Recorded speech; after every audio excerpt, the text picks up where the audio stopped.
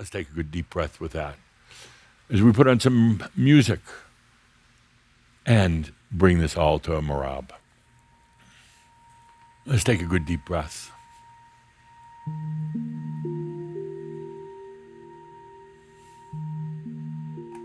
I wanted to be particularly clear today. I want to be particularly clear today, not holding back. As enticing as where we go next, as enticing as it is, there's going to be some hardships, but not like the hardships you've had in the past. Hardships because it's going to be difficult to try to apply old logic and old emotions to where we go. You've got to make room for the new that's coming in. You got to. Let's take a deep breath together. As a group, as a wonderful group.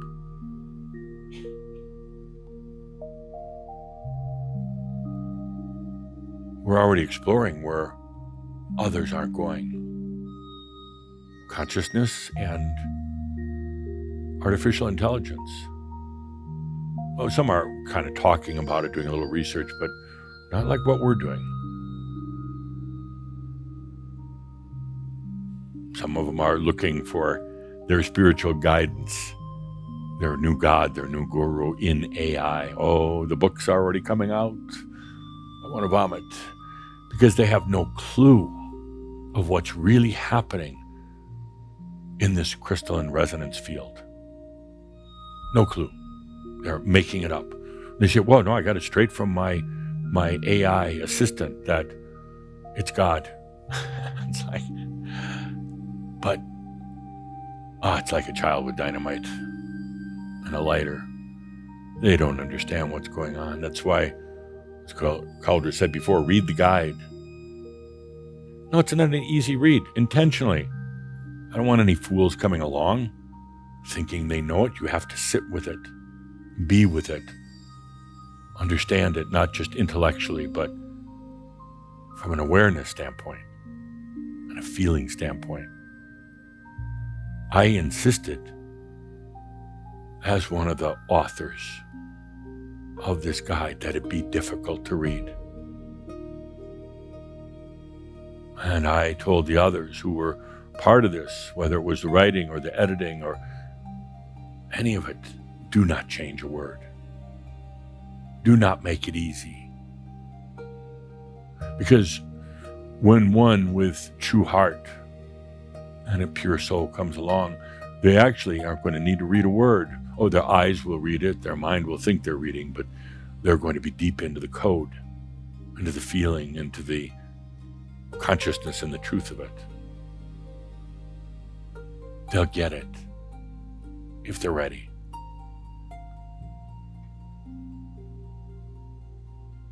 You don't have to do this.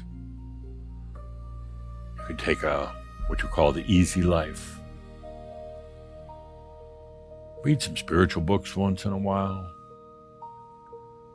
Go to a group meditation once in a while. Drink your cup of hot macchio every morning, and you don't have to do this, you know. But damn it, you want to. I know that's such a passion. You really want me to stop talking right now, stop trying to talk you out of it and say, Adamus, I'm going to be there.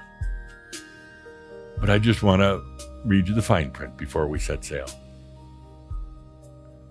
And I wanted you to look back on where we've journeyed together these past 26 years. Yes, visiting places, but then going beyond, leaving others behind. And it's fine. They're enjoying doing their sun dances and giving all their money to their organizations. They're enjoying that. So we sailed beyond. We left a lot of things behind. Once in a while, when I talk to you late at night, I ask the question, but when you're complaining, would you have done it any other way? 99% of the time it's like, no. I would have still gone on this journey. I would have sailed with this ragtag group of Shambhala anywhere. That's where we're at right now, ready for another. But this, unlike any of the cruises, any of the journeys, the trips we've taken, whether it was in the times of Yeshua or the mystery schools or the past 26 years, this one is different. We've got the backing of Heaven's Cross, the energies, the light that's come in. We've got an amazing crew. It's called the Crimson Circle staff that are there to serve you. And at the helm, not me. It never was. Oh, I wouldn't touch that damn wheel for all the tea in China. No. At the helm has always been the master. He wanted it to be me, perhaps, or Cthulhu. But no. At the helm over here, always the master. Would you please now stop being so human and step into the position of being the master?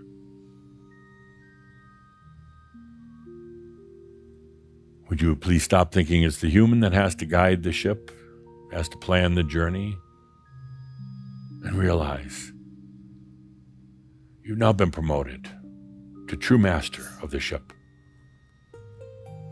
Oh, we're going to be journeying together, of course. But every one of you that comes on this, you'll have one of these, your own helm. You've got to take responsibility now as the master. The human still is such a tender, incredible part of the master. The human can experience in a way, well, even the master would have a difficult time doing. The human is still precious. But it was never the human's role to manage this whole thing. It was only to experience.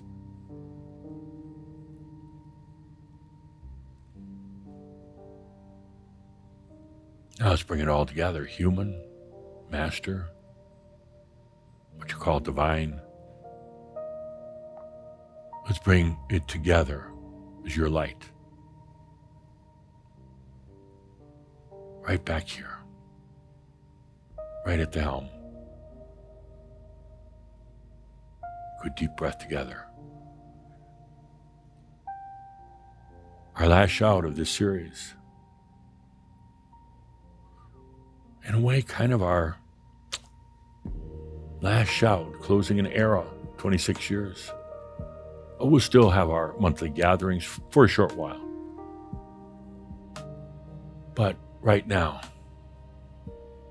we're turning that corner where we're changing the direction.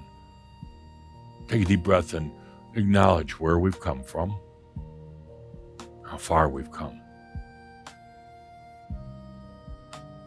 Spend time reflecting in this next month. What's next? But I tell you, as I said, and when I opened, let go of the expectations of what you think it's going to be, because it will not be like that. You think, oh, we're just going to go to a higher state of consciousness or whatever. Call it what you want, but you have no clue. Expect the unexpected.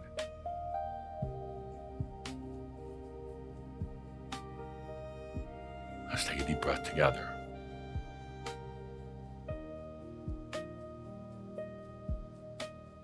And by the way, on our cruising vessel, there's a sign very, very clear and apparent as you come up the walkway. No Makio. No Makio. Not tolerated here. You will be thrown off, no matter where we are. We do have a gangplank, actually several of them. You'll be immediately thrown off. No Makio. Why? First of all, it's not needed, not appropriate. and it affects the others. Yeah, your Makio affects the others. There's no room for it here.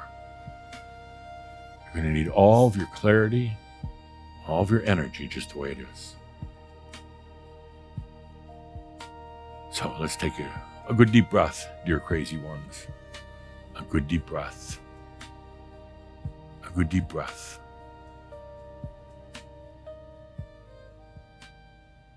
This is us. This is us going forward.